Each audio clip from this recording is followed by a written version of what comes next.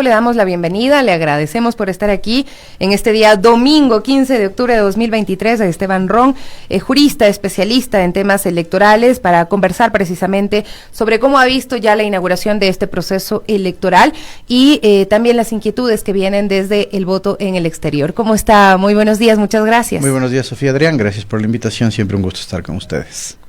Bueno, precisamente... ¿Cómo arranca la jornada? ¿Cómo arranca esta jornada? ¿Cómo escuchó primero y cómo evalúa las primeras declaraciones que se dieron desde la presidenta del Consejo Nacional Electoral, el presidente del TCE, el presidente de la República? Bueno, para nosotros en Ecuador el proceso electoral empezó ya hace un par de días con el tema de los votos de los PPLs, no ha pasado absolutamente nada.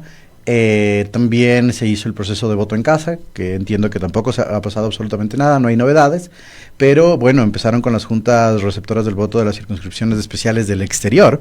Sofía, obviamente al otro lado del mundo, lo que es la zona y los usos horarios de Australia, Nueva Zelanda, no hubo problemas y después de eso se reporta el primer problema, entiendo que es en Italia, en Génova, donde no se entregaron papeletas de una manera adecuada. Se estaban entregando papeletas no del binomio presidencial, sino solo de los asambleístas nacionales, que recordemos que ahí se está repitiendo la elección, y de los asambleístas de las juntas especiales del exterior. Creo que eso se ha visto en redes.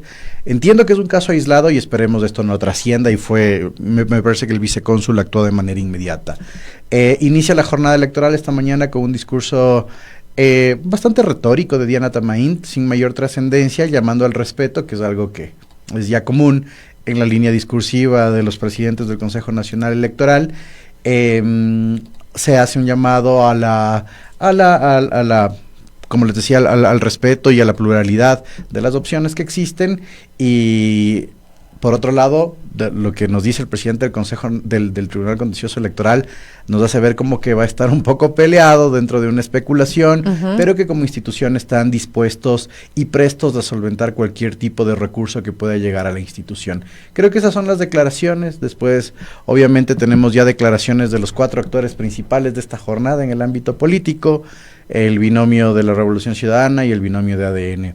Vemos que hay compañía entre Andrés Arauz y Luisa González en provincia de Manabí. Entiendo que luego se trasladarán a Guayas y recibirán resultados de acá. Pero por otro lado, en el binomio de Daniel Noboa y Verónica Abad hay una dispersión. Cada uno está por su lado. Llama un poco la atención eso, pero bueno, la pelea no es de ahora, sino desde la primera vuelta. Pero creo que esas son las impresiones iniciales de esta jornada electoral.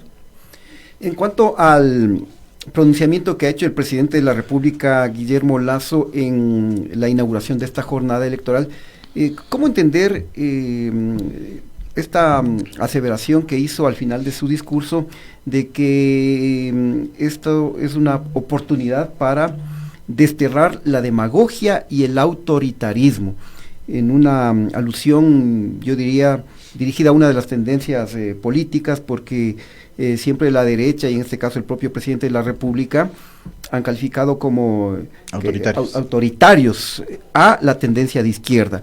Esto está demostrando que el presidente de la República está utilizando este espacio justamente para tratar de incidir a último momento en el electorado.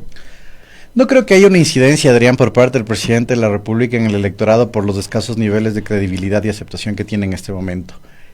Una de las virtudes que deben tener en este caso los presidentes y quienes están ejerciendo un cargo de elección popular, que no es el mismo por el que se está llevando a cabo la elección o que van a ser renovados a través de la elección, es mantenerse objetivos y al margen absolutamente de esto. Pero ya vemos que el presidente Lasso ha hecho declaraciones, no solo esta vez, en la primera vuelta también lo hizo, tal vez menos conducentes respecto de una tendencia política. Trascendencia no creo que tenga mucha, pero lamentablemente también en un ámbito en el cual ya está de salida el presidente Lasso, quiere dejar por ahí un mensaje. Recordemos que Lenín Moreno hizo lo mismo en su momento, y hacia atrás los presidentes sí llegan a tener esa tendencia, pero creo que en este caso la incidencia de las declaraciones del presidente Lasso por la escasa legitimidad, aceptación y demás, mejor dándole la vuelta, creo que pueden ir en detrimento del candidato al que hacía referencia, ¿no? Entonces, creo que van a tomarse como aisladas. Ahora, esperar qué es lo que pueda pasar en la transición va a ser más interesante que un discurso del presidente Lasso. Y realmente ese momento también es el que nos tiene en expectativa a todos y todas. ¿Cómo ha visto usted también el hablar de democracia? Porque todos quienes intervinieron hoy en la mañana han hablado de democracia, el presidente saliente habla de democracia fortalecida además, y ahí a mí me genera muchas inquietudes, porque una democracia fortalecida con un candidato presidencial asesinado, con índices de violencia extrema en el país, ¿qué tanto podemos hablar de democracia en realidad cuando los ciudadanos pues están decidiendo también su voto con miedo? Lamentablemente, Sofía, en ese sentido, democracia se vuelve también un término retórico, ¿no? Y justamente yo hacía un ejercicio con mis alumnos el día viernes antes de este ejercicio electoral de hoy, y les decía que es democracia para ustedes, y no vamos desde el demos Kratos y demás, sino que viene a ser democracia en los estándares ecuatorianos, que viene a ser democracia en los estándares latinoamericanos. Creo que en este caso hay tierras significaciones. La primera es la libertad de decisión que tenemos todos y cada uno de los ecuatorianos, que al menos todavía podemos disfrutar de esa libertad sin una imposición y con un régimen electoral que todavía nos da facultades para decidir, eso dentro del espectro de las libertades. De ahí, dentro del ejercicio de los derechos de participación política, es decir, la obligatoriedad de acudir a las urnas sin ningún obstáculo y manifestarnos en las urnas. Pero lamentablemente la democracia sigue siendo retórico alrededor de las circunstancias que se tienen que dar en la sociedad deliberativa. Y nuestra democracia no como democracia, sino dentro de los estándares de libertad y derechos, ha sido mermada. Tú decías, Sofía, el tema del asesinato de Fernando Villavicencio en un proceso electoral. Además, calificaciones de candidaturas que todavía generaban ciertas discusiones, propagandas electorales exacerbadas y fuera del tiempo, ¿sí?, que van vinculándose a otro tipo de cosas. Entonces, ¿qué es lo que está pasando con los estándares democráticos del país? Que lamentablemente los estamos utilizando como un bypass sin significación para obtener resultados particulares. Eso es lamentable en el país y eso preocupa. ¿Y por qué te digo, Sofía? Porque va a generar una implosión en los próximos años. Este proceso electoral fue catalogado internacionalmente, inclusive en algunos medios que he tenido la oportunidad de hablar, como el proceso en el Ecuador en el cual Ecuador es el país con organizaciones políticas, partidos políticos sin candidatos y con candidatos sin organizaciones políticas, salvo dos excepciones, ¿no? Entonces, lamentable que la democracia esté implosionando, que el sistema electoral esté fallando no técnicamente, sino en los niveles de representación. Y otra cosa que les decía, estamos pasando de la sociedad del cansancio a la sociedad del hastío. ¿Qué es este hastío? Ya no me involucro en la política, en la deliberación, y menos aún me hago responsable de los resultados de un proceso electoral. Los estándares democráticos en el país, lamentablemente, Sofía, van cayendo poco a poco, y eso va a costar mucho tiempo, o vamos a tener mucho tiempo para recuperarlos poco a poco por los bajos estándares de representación que tenemos. Ahora, ¿cuáles son las previsiones que le espera al país si es que triunfa la Revolución Ciudadana o si es que triunfa el movimiento ADN? Algunos expertos han señalado que podría ser la continuidad del gobierno de Guillermo Lasso si es que ganara Daniel Noboa, tomando en cuenta que quienes le apoyan son los mismos que le respaldaron en su momento a Guillermo Lasso. Estamos hablando de el Partido Social Cristiano, la izquierda democrática, el sector empresarial y los grandes medios de comunicación. ¿Qué le espera al país en las dos cosas? Exactamente. A ver, en primer lugar, ¿qué es la utopía en este caso? Que se dé una transición tranquila donde primen los derechos, las libertades de los ciudadanos y de los electores. Eso número uno, que nosotros tengamos tranquilidad y seguridad al menos. En segundo lugar, ¿qué es lo que preocupa por el lado de la continuidad? Bueno, el continuismo sería en este caso de Daniel Noboa. En primer lugar, que no ha presentado un equipo y que tiene desconocimiento de la funcionalidad orgánica del Estado. Sí, eso es un continuismo, una forma y una percepción de gobierno como la de Guillermo Lasso. ¿Qué es lo que se generaría por otro lado, al menos en el espectro ciudadano, con Luisa González?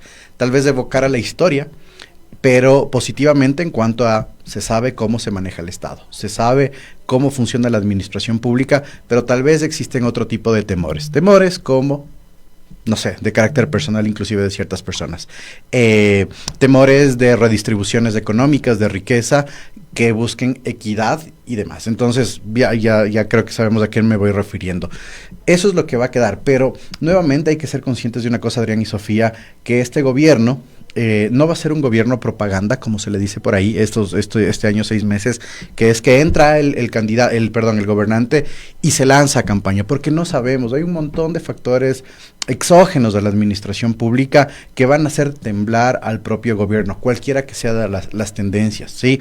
Hay una fluctuación bajísima de dinero consumible para el Estado, es decir, de ese dinero que se requiere para inversión inmediata, no existe ese flujo interministerial o interorganizacional. Y por otro lado, se requiere de una organización inmediata para afrontar ciertos nichos de coyuntura, pero especiales, como el tema de seguridad y el empleo, ¿sí? Uh-huh. Entonces, independientemente de la tendencia, los dos o los gobernantes van a tener que llegar a accionar, ¿sí? Accionar de manera inmediata, sin ofrecimientos vacuos o vacíos. Pero ahora en la mañana hemos escuchado a la candidata Verónica Abad decir que lo primero que harían es convocar a una consulta popular, y esto nuevamente sería entramparnos en un proceso electoral, donde quiera o no se miden popularidades, y a mí me ha asustado mucho, lastimosamente, ver este proceso electoral casi como la discusión del Consejo Estudiantil en una pelea por popularidad, más que por decirle a la gente cómo se puede cambiar y transformar esta realidad que estamos viviendo. Absolutamente concuerdo con eso, Sofía. Imagínate que en un gobierno de transición de 1.6 años, lanzar una consulta popular que solo en materia de organización toma 6 meses. ¿Para ejecutar qué? Y para dejar una transición sobre la transición. Además, los candidatos no se ponen de acuerdo, ¿sí? ¿Consulta popular de qué? Sí, ya nos han preguntado absolutamente todo. Nuevamente nos van a preguntar del CPCSS, ya sabemos cómo se ha manifestado el electorado. Nuevamente el sistema de educación superior, ya sabemos cómo se ha manifestado el electorado. Nuevamente extradición, y ya sabemos cómo se ha manifestado el electorado hace un año. Entonces es perder tiempo en una herramienta de democracia directa, bien, que da interés a la ciudadanía, bien, pero que ya nos hemos expresado en ese sentido. Entonces, quedarnos en ese tipo de alcances populistas, digamos, o pseudopopulistas, que no nos traen absolutamente nada, sí debemos escrutarlo como ciudadanos y ver quién realmente está haciendo una propuesta de acción inmediata. Una consulta popular de reconfiguración del Estado, ¿para qué, Sofía? ¿Sí? Salvo que se utilice esto como una plataforma para las siguientes elecciones, pero creo que el Ecuador no aguanta otra consulta popular para hacer una transición. Y lamentable que se esté jugando en ese sentido con propuestas demagógicas o populistas y que no se debata de fondo. Yo el día de ayer escuchaba a un comentarista internacional quien señalaba que lamentablemente en Ecuador los estándares de la campaña han sido un insulto a la inteligencia de los ecuatorianos. Así de radical se manifestaba este analista argentino y decía que no puede ser sustraído una campaña o el espectro electoral a un pedazo de cartón, ¿sí? O que no puede ser sustraído esta campaña a un deportista élite en este caso, ¿sí?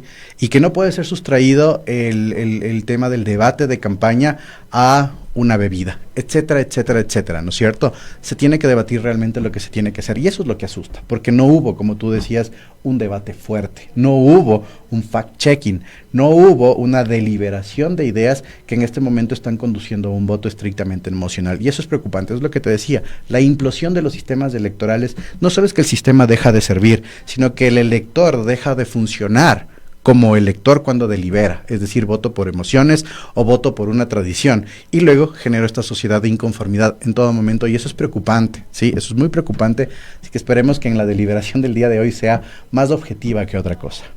Ahora, ¿cuáles son los escenarios respecto a la Asamblea Nacional?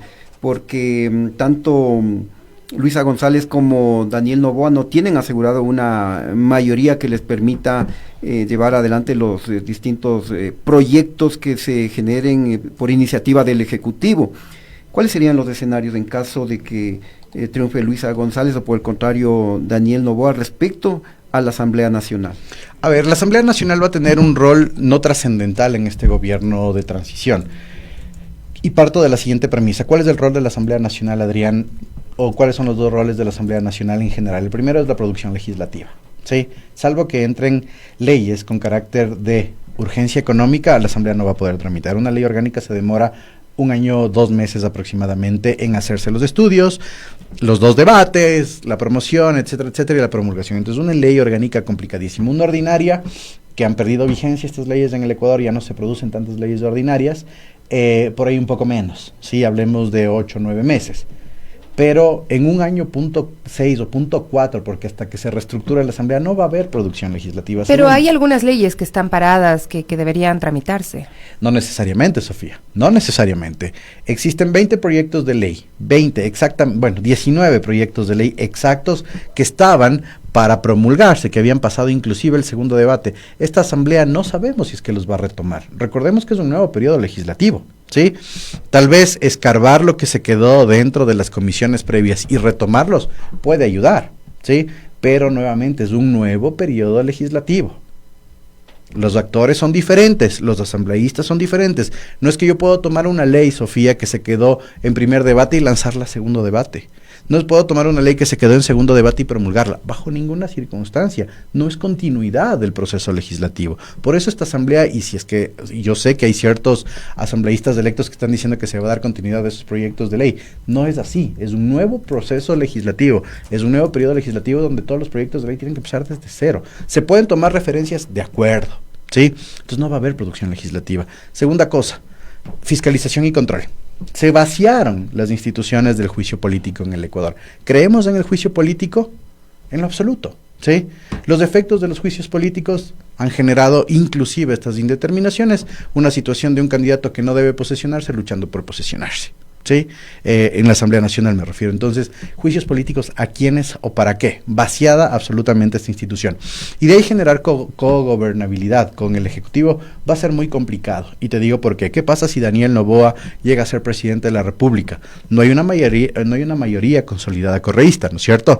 Puede recibir el apoyo de bloques que sean etéreos y que estén alrededor de Daniel Noboa, pero se va a entrampar en ese sentido. ¿Y entonces qué van a hacer los asambleístas? Absolutamente queda mermada la función de los asambleístas, Sofía, y eso tenemos que tenerlo en claro, ¿sí? Muy en claro ese tema.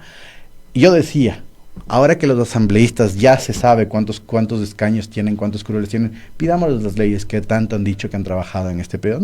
No existen esos proyectos de ley. Y es lamentable.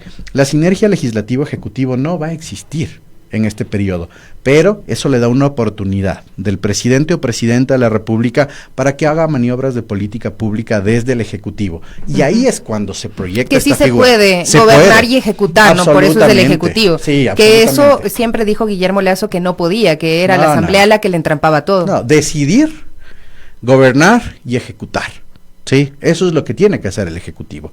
Y principalmente, Sofía, el tema de los paralelismos de la administración. ¿A qué me refiero con eso? No dar una prioridad, sino en este momento decir, seguridad es un tema de prioridad desde el Ecuador. Lo atiendo con un gabinete intersectorial.